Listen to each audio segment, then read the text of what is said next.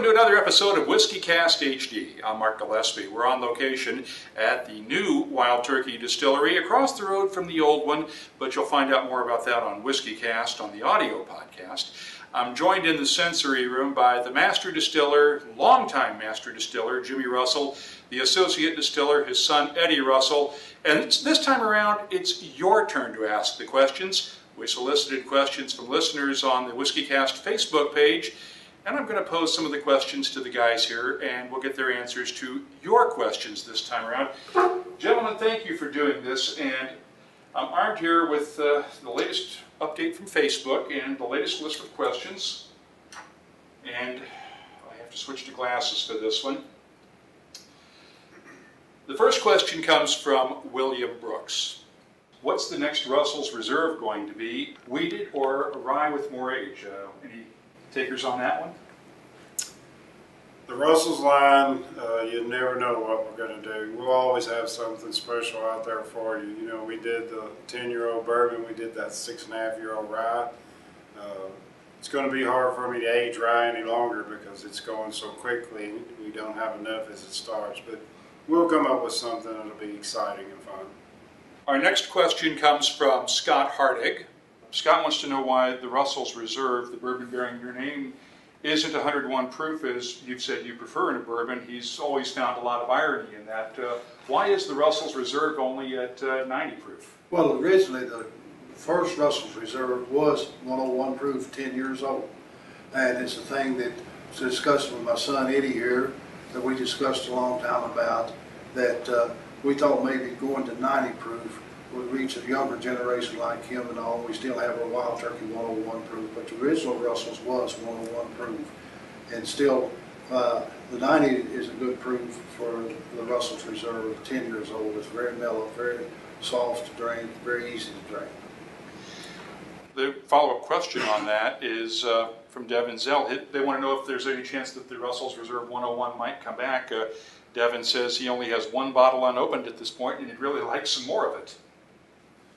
I don't have too many bottles left myself either, but you know, we may do something maybe as a special bottling. I don't ever see Russell's going back to 101 permanently, but good suggestions. We're always looking for good suggestions, so that might be something maybe we could do a special bottling of. And that was also the comment from Wade Woodard. He wanted to know if either of you are going to be attending Tales of the Cocktail next month in New Orleans. And he says, as noted, would love to see you bring back Russell's Reserve at 10 years and 101 proof. Will either of you be at Tales of the Cocktail? Both of us will be there. As far as we know right now, we're both planning on being there. The next question comes from Shelley Brisbane. She's also heard that you believe 101 is the perfect proof for bourbon. Does the same apply to rye whiskeys as well?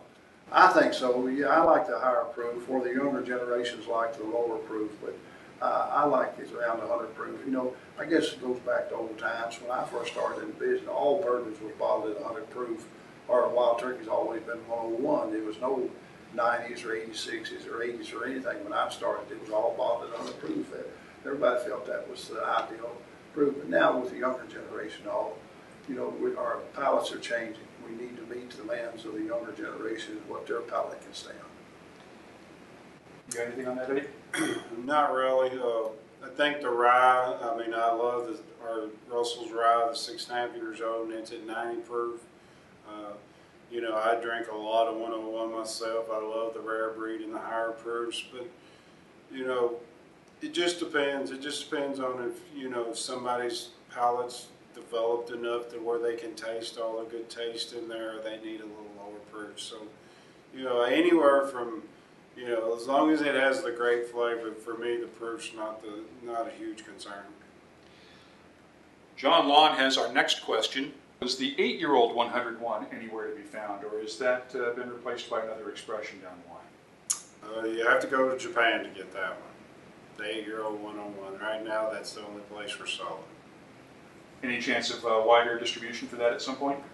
Maybe internationally. I don't see us going back to it here in the States right now, but maybe internationally.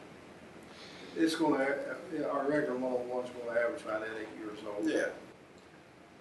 So that would be pretty much, that would satisfy that taste, yes, essentially, as the 8-year-old. Let's ask one now from David Fowler. I think I know what the answer is going to be, but I'm going to pose it. Any plans to make a bourbon similar to Four Roses, Buffalo Trace, etc.? I have a feeling you're going to tell me that you make Wild Turkey and it doesn't matter what the other guys taste like. You want to make Wild Turkey, but I'll let you answer that question, Well, Jimmy. we make Wild Turkey the old-fashioned way. We want the body, we want the flavor and all in it. And the old saying is, the wheel's not broken, you don't fix it. So we're not trying to do anything. We're going to keep the same old standard of Wild Turkey. If everybody's bourbon tasted the same, you wouldn't have any choices, so why would you want everybody's bourbon to be the same? That's the same way with us, for many years all we had on the market was Wild Turkey 101 proof. And then we come out with our barrel proof bourbon, straight out of the barrel, small batch. And then we come out with our single barrel Kentucky Spirit. And then we come out with Russell's Reserve small batch. And then we have American Honey Liqueur bourbon liqueur. And to meet the demands of people, generation after generation, their taste buds change to meet what they like, and this is what we're trying to do. Donald Galligan has our next question, and I think this one's going to be an interesting one. Does Jimmy ever drink anything that is not made by a Wild Turkey, and if so, what? Iced tea. And he's not lying either. It's either iced tea or bourbon for Jimmy. Okay, fair enough. And our final question comes from Australia and Matt Woolard. Is it even possible to make it any more delicious without having Jimmy bathe in every barrel? No. Who says he doesn't bathe in every barrel? No, we'll continue to do that. Australia's a big market for us. We really enjoy it. Eddie and I were just over in Australia 8 or 9 months ago, and we really had a lot of fun over in Australia. We do a huge business in Australia. You're saying, who says he's not doing it? Are there any other secrets you want to disclose about what goes on here? I'm not saying yes or no, but I would not ever say no to anything with Jimmy and Wild Turkey.